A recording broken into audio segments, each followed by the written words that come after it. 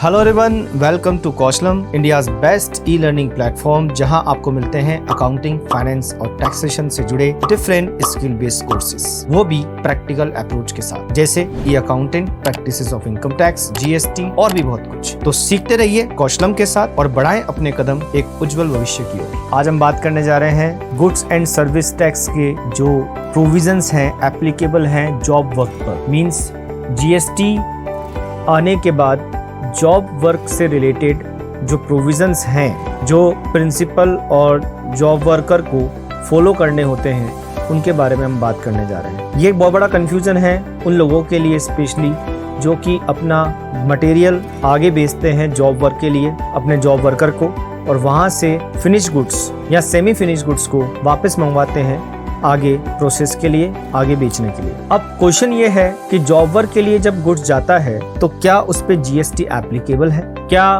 उसकी रिपोर्टिंग करनी होगी, क्या उस केस में ई वे बिल बनेगा। ऐसे ही कुछ क्वेश्चंस को आज हम क्लियर करेंगे और इसके साथ साथ हम आपको बताएंगे कि इसकी रिपोर्टिंग और इसके लिए क्या स्पेशल प्रोविजंस और रिटर्न एप्लीकेबल है जीएसटी में। जी हाँ, सबसे पहले हम बात करते हैं जॉब वर्क होता क्या है। जॉब वर्क का मतलब है जब आप अपने पास पड़े हुए माल या फिर कच्चे माल या फिर सेमी फिनिश गुड्स जो कि थोड़ा बहुत तैयार हो चुका है और आगे का काम करने के लिए आप उसे किसी और कॉन्ट्रैक्टर को या किसी फैक्ट्री को या किसी प्रीमाइसेस को, लेबर को भेज रहे हो ताकि वो उस माल को तैयार करके आगे या तो सीधा बेच सके या फिर वापस आप उसको मंगवा कर आप आगे उसे बेच सकें।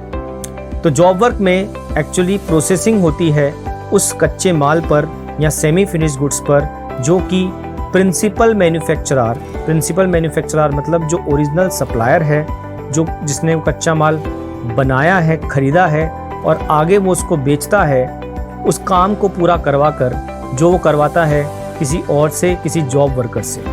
जॉब वर्कर वो लोग हैं जो कि उस कच्चे माल को पक्के माल में कन्वर्ट करते हैं या फिर उस कच्चे माल, उस रॉ मटेरियल पर कोई आगे फर्दर प्रोसेस करते हैं। यहाँ समझना ये इम्पॉर्टेंट है कि जब एक प्रिंसिपल मैन्युफैक्चरर जो है वो अपने प्रोडक्ट को आगे बनवाने के लिए, पूरा करने के लिए, उस पर प्रोसेस करने के लिए जॉब वर्कर को ये गुड्स बेचता है, तो क्या उसे सप्लाई माना जाता है? सप्लाई माना जाता है, इसका मतलब क्या उस पे जीएसटी एप्लीकेबल है? क्योंकि जीएसटी के लिए जो मेन बेसिक कॉन्सेप्ट है वो ये है कि जीएसटी तभी लेविड होता है, एप्लीकेबल होता है, लेवी मतलब लागू होता है जब आप गुड्स की सप्लाई करते हैं। तो जैसे ही आपकी फैक्ट्री से गुड्स बाहर जा रहा है तो क्या उस पे जीएसटी एप्लीकेबल होना चाहिए। लेकिन यहाँ जब बात होती है कि गुड्स हम बेच नहीं रहे, वो सप्लाई नहीं है, वो सिर्फ जॉब वर्कर के पास जा रहा है ताकि उस पर आगे की प्रोसेसिंग हो सके, तो उस पर जीएसटी लगेगा कि नहीं लगेगा। ठीक है, तो ये एक बड़ा क्वेश्चन था जिसको जीएसटी में यहाँ हम क्लियर करने जा रहे हैं। एग्जाम्पल के तौर पर एक शू बनाने वाली कंपनी है जो कि शू बनाती है बड़े लेवल पे, एक बहुत बड़ा ब्रांड है सपोज।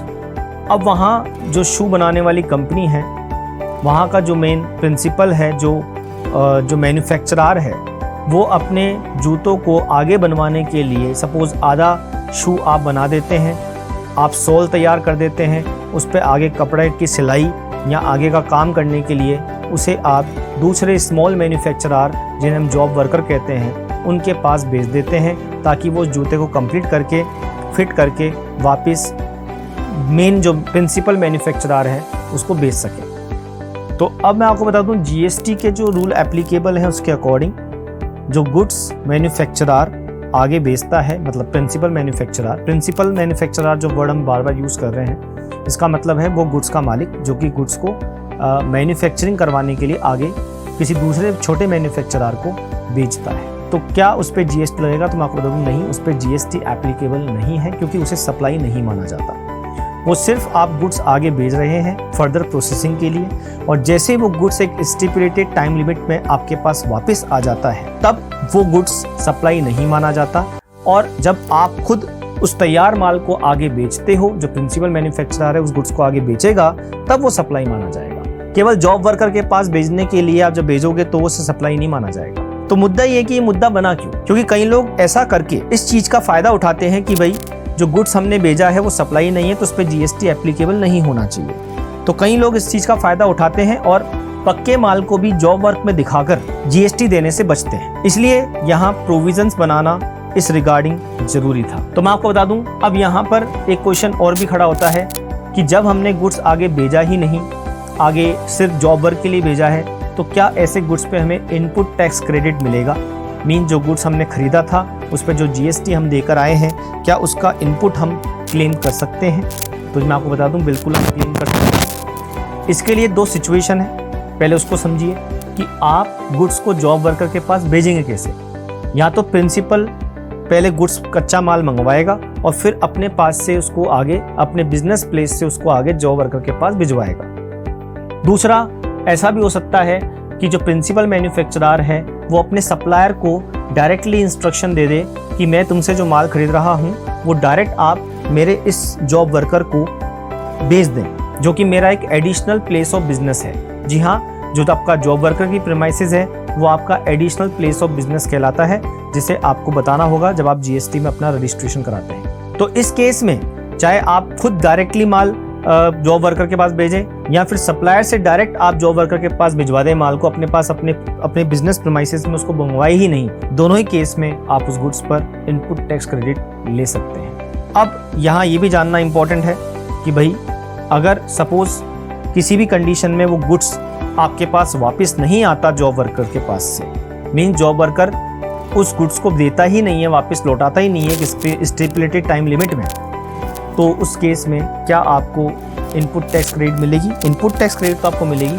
लेकिन मैं आपको बता दूं उस केस में वो गुड्स आपके लिए सप्लाई माना जाएगा और उस पर जीएसटी एप्लीकेबल होगा, उस पर जीएसटी चार्ज होगा, उस पर टैक्स लगेगा और वो टैक्स आपको गवर्नमेंट को जमा कराना होगा। ये मानकर कि आपने एक तरीके से वो गुड जॉब वर्कर के लिए, जॉब वर्कर को नहीं, आपने वो गुड्स आगे उसको बेचा है, वो आपका कस्टमर है। अब इफेक्टिव डेट क्या होगी गुड्स को भेजने की? क्योंकि डेट यहाँ पर इसलिए इंपॉर्टेंट है कि सपोज अगर वो गुड्स वापस नहीं आया और उस पर टैक्स लगाना पड़ा तो डेट ऑफ सप्लाई क्या मानी जाएगी, टाइम ऑफ सप्लाई क्या माना जाएगा? तो डेट ऑफ सप्लाई तभी मानी जाएगी जिस डेट पर आपने जॉब वर्कर को वो गुड्स आगे फर्दर प्रोसेसिंग के लिए भेजा था। आप बता दें वो टाइम लिमिट जिसमें वो गुड्स प्रिंसिपल मैन्युफैक्चरर के पास वापस आना जरूरी है जो उसने जॉब वर्कर के पास भेजा था। तो अगर वो कोई इनपुट है, कोई रॉ मटेरियल है, तो उस केस में तो वो 1 साल की लिमिट है कि 1 साल के अंदर अंदर वापस प्रिंसिपल मैन्युफैक्चरर के पास आ जाना चाहिए। और अगर वो कोई कैपिटल गुड्स है, कैपिटल गुड्स का मतलब आप जॉब वर्कर को कोई मशीन भी दे सकते हैं, कोई प्लांट दे सकते हैं, कोई एसेट भी दे सकते हैं ताकि वो उसको यूज़ करके उस गुड्स को आगे फर्दर प्रोसेस कर सके, मैन्युफैक्चर कर सके। तो उसके लिए जो लिमिट है, जो कैपिटल गुड्स आप उसको देते हैं जॉब वर्कर को, वो आपके पास वापस आ जाना चाहिए 3 साल के अंदर। अगर ऐसा हो जाता है, इस टाइम लिमिट में गुड्स वापस आ जाता है, तो आप इनपुट भी क्लेम कर सकते हैं और आपको उस पर जीएसटी पे करने की जरूरत नहीं है जब तक उस गुड्स को आप आगे बेचते नहीं। लेकिन अगर गुड्स वापस नहीं आता है इस टाइम लिमिट में, तो फिर उसे सप्लाई माना जाएगा उसी डेट से जिस डेट को आपने वो गुड्स अपने जॉब वर्कर को भेजा था और उस पर टैक्स प्रिंसिपल जो मैन्युफैक्चरर है उसे देना होगा। अब बात करते हैं, जब आप ये गुड्स जॉब वर्कर को बेचते हैं तो इसके लिए क्या अकाउंट्स और रिकॉर्ड्स आपको मेंटेन करने होंगे, क्या डॉक्यूमेंट्स यहाँ से प्रिंसिपल मैन्युफैक्चरर को बनाना जरूरी होंगे। तो मैं आपको बता दूं, यहाँ चालान बनेगा जब भी आप गुड्स भेजेंगे जॉब वर्कर को, तो उसके लिए एक जो गुड्स जाएगा उसके साथ एक चालान भी जाना जरूरी है। ये चालान प्रिंसिपल इशू करेगा, प्रिंसिपल मतलब जो गुड्स भेज रहा है आगे मैन्युफैक्चर कराने के लिए, फर्दर प्रोसेसिंग के लिए। चाहे आप गुड्स को डायरेक्टली अपने सप्लायर से जॉब वर्कर के पास भिजवा रहे हो, उस केस में भी आपको चालान इशू करना जरूरी है, चाहे वो गुड्स आपके पास से आकर नहीं गया, डायरेक्ट सप्लायर से जॉब वर्कर के पास चला गया। इस चालान की जो डिटेल्स हैं वो आपको फॉर्म GSTR-1, मतलब जब अपनी GSTR-1 आप फाइल करेंगे, रिटर्न फाइल करेंगे जीएसटी की, GSTR-1 जो कि आपके सप्लाईज के जो आउटवर्ड सप्लाईज हैं उसकी समरी होती है, उसमें भी आपको इस गुड्स को दिखाना जरूरी है जो आपने चालान के थ्रू भेजा है जॉब वर्कर के पास। इसके अलावा इस चालान की डिटेल्स भी आपको फाइल करनी होगी जब आप फाइल करेंगे फॉर्म ITC 04। ये फॉर्म फाइल होता है जॉब वर्कर को जब आप गुड्स बेचते हैं और उस पर आप ITC क्लेम करते हैं, तो उसके लिए जो फॉर्म, जो रिटर्न जीएसटी डिपार्टमेंट के पास जाती है वो होता है GST ITC 04। तो वहाँ भी इस चालान की डिटेल आपको डालना जरूरी है। अब इस चालान में क्या क्या होगा, इस चालान जब आप बना के भेजेंगे, प्रिंसिपल मैन्युफैक्चरर बना के भेजेगा, तो उस चालान में क्या क्या होगा, उसमें होगा डेट, चालान का नंबर, जैसे हम डिलीवरी चालान कह रहे हैं, name, address, GSTN of the consignor and consignee, means जो जिसको आप भेज रहे हैं उसका GST नंबर, उसका नेम, एड्रेस और आपका भी नाम, एड्रेस, जो कि वो गुड्स को आगे भेज रहा है जॉब वर्कर के लिए जो प्रिंसिपल मैन्युफैक्चरर है। गुड्स का description, HSN code, quantity, taxable value, tax rate, tax का अमाउंट और टैक्स का जो क्लासिफिकेशन है CGST, SGST, IGST, UTGST जो भी सेपरेटली है वो आपको दिखाना होगा। प्लेस ऑफ सप्लाई दिखाना होगा, साथ ही साथ उसमें सिग्नेचर भी होगा। आपको बता देते हैं फॉर्म ITC 04 क्या होता है।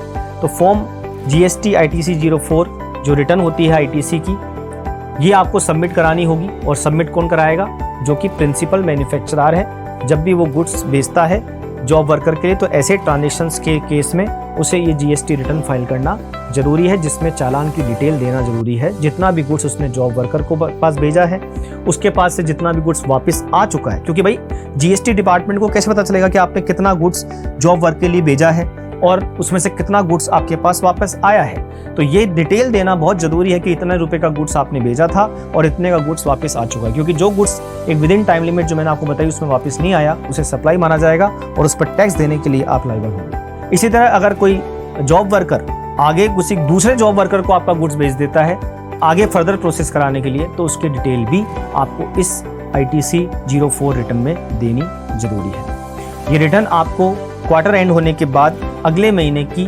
25 तारीख तक ये रिटर्न फाइल करना जरूरी होता है। जैसे एग्जांपल के तौर पर अगर क्वार्टर है अक्टूबर से दिसंबर का, तो आपको ये रिटर्न 25 जनवरी तक, मीन्स अक्टूबर से दिसंबर वाले क्वार्टर के लिए, उस क्वार्टर के एंड होने के बाद अगले महीने की 25 तारीख मीन्स 25 जनवरी तक ये फाइल करनी रिटर्न जरूरी होती है, उन रिटर्न के अलावा जो आप नॉर्मली GSTR 31, 3B और GSTR 1 फाइल करते हैं। चलिए बात करते हैं GST की रेट्स क्या हैं जॉब वर्क के लिए भेजे गए गुड्स पर। तो अगर जॉब वर्क के लिए भेजे गए गुड्स पे GST एप्लीकेबल है, तो उसके लिए जो टैक्स रेट्स हैं मैं आपको बता दूं। एग्रीकल्चर या एनिमल हस्बेंड्री या फिशिंग जैसे गुड्स पर GST की रेट 0 है। इसी तरह इंटरमीडिएटरी सर्विसेज जो कि कल्टीवेशन या एनिमल रियरिंग से रिलेटेड है, उस पर भी टैक्स की रेट 0 है। इसके अलावा बात करें printing of newspaper, textile and textile products, jewellery, printing of books, journal, periodicals, processing of hides, skins and leather, इन पर जो GST की रेट है वो 5% है। चलिए बात करते हैं ई-वे बिल रूल्स के बारे में। जो गुड्स हम जॉब वर्कर को बेचते हैं, क्या उस पर ई-वे बिल के प्रोविजंस भी एप्लीकेबल हैं GST में? तो मैं आपको बता दूं, बिल्कुल ई-वे बिल के प्रोविजंस भी एप्लीकेबल होंगे जॉब वर्क के लिए भेजे गए गुड्स पर। जिस तरह बाकी गुड्स के ऊपर, अदर सप्लाईज के ऊपर, चाहे वो गुड्स हो चाहे सर्विस हो, ई-वे बिल एप्लीकेबल है, उसी तरह जॉब वर्क के लिए भेजे गए गुड्स पर भी ई-वे बिल के रूल्स एप्लीकेबल होते हैं। ई-वे बिल के रूल्स तब एप्लीकेबल है, मीन्स ई-वे बिल बनाना तब जरूरी होता है जब गुड्स की वैल्यू 50,000 से ज़्यादा होती है, जो किसी सप्लाई के रिलेशन में है या फिर अदर देन सप्लाई के रिलेशन में है। मींस यहाँ जब भी गुड जॉब वर्क के लिए जाएगा, अगर वो 50,000 से ज़्यादा है तो डेफिनेटली वहाँ पर ई-वे बिल बनेगा। इसमें एक बात और मैं क्लियर कर दूँ, अगर आपका जो प्रिंसिपल मैन्युफैक्चरर है वो किसी एक स्टेट या लोकेशन में है और जो कि जॉब वर्कर है वो किसी दूसरे स्टेट में है, मीन्स उसका जो प्रीमाइसेस है वो किसी दूसरे स्टेट में है, तो जब गुड्स एक स्टेट से दूसरे स्टेट जा रहा है, एक प्रिंसिपल मैन्युफैक्चरर के स्टेट से दूसरे जॉब वर्कर के स्टेट में जा रहा है, तो इस केस में ई-वे बिल बनाना कंपलसरी है, इररेस्पेक्टिव की गुड्स या वैल्यू ऑफ कंसाइनमेंट कितनी है, मीन्स 50,000 है या 50,000 से कम है, तब भी कंपलसरीली यहाँ पर ई-वे बिल बनाना जरूरी है, अगर जॉब वर्कर और प्रिंसिपल मैन्युफैक्चरर अलग अलग स्टेट में लोकेटेड है। ये थे प्रोविजन जॉब वर्क से रिलेटेड जो भी एप्लीकेबल होंगे जब भी गुड्स भेजा जाएगा जॉब वर्कर के पास मैन्युफैक्चरर के द्वारा, और उस केस में कौन कौन से प्रोविजंस एप्लीकेबल हैं, कौन से डॉक्यूमेंट्स एप्लीकेबल हैं, कौन सी रिटर्न एप्लीकेबल है। इस वीडियो में हमने बात करी उन सब के बारे में।